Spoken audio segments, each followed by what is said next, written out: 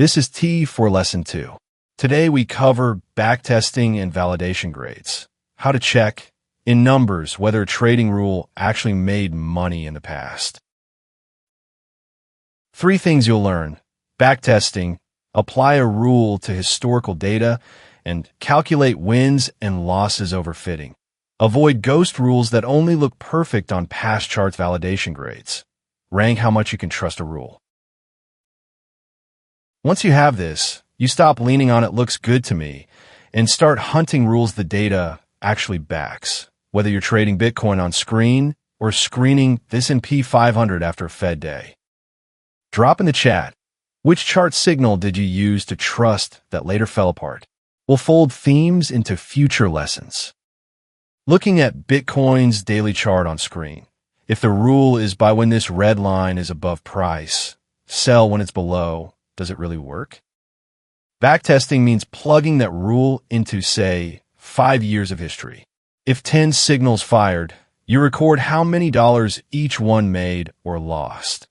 Like tracking whether a $3 coffee habit still fits after prices jump to $4.50. Textbook stats you watch. Win rate, how often you won. Risk-reward, average when divided by average loss. And expected value, average dollars per trade. You can read those right off the chart tools. Big numbers can mean a good rule, but a major trap is hiding underneath. Overfitting is endlessly tweaking the rule while staring at 5 years of data. Every time the chart says do this here and you'd make more dollars, you touch the rule again. Soon you have a ghost rule that wins 100% too on those 5 years and fails in the future. You only fitted the past. Academics call this overfitting.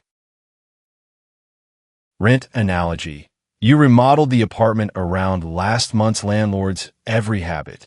Next month, a new landlord moves in, hates the layout, and you're stuck with a place that only fit old data. So when you build a rule, split data you saw from data you never saw, and check both.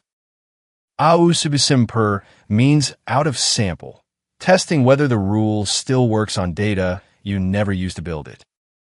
Example, you design the rule on 2020 to 2022 development window, then apply it to 2023 to 2024 fresh window, including Fed hiking years and Big Hippie 500 Sishagog swings.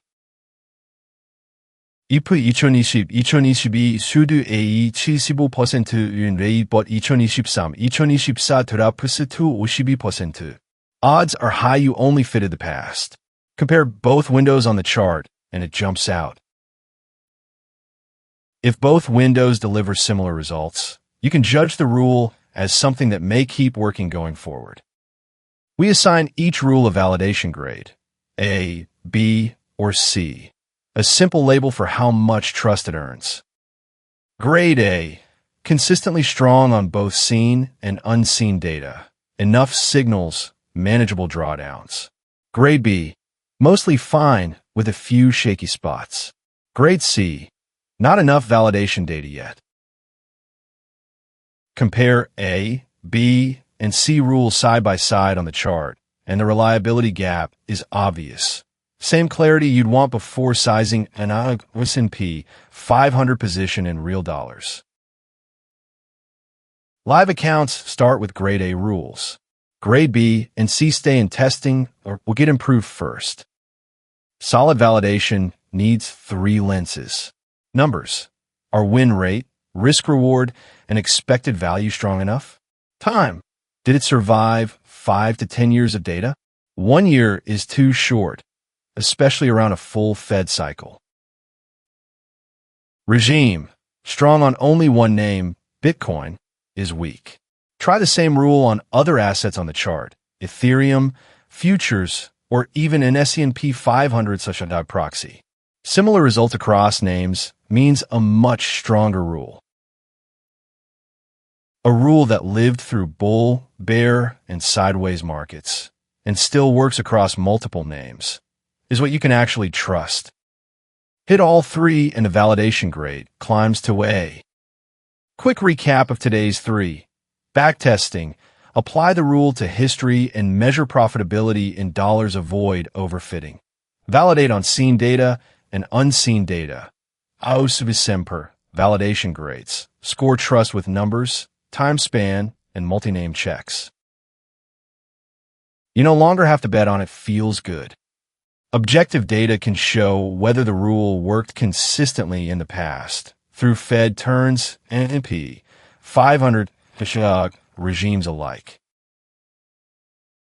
Next, T4 Lesson 3 covers cross-sectional screening, how to scan thousands of names fast and find where your rule actually has an edge. This lesson is for education only, not investment advice. You own every trading decision. Thank you.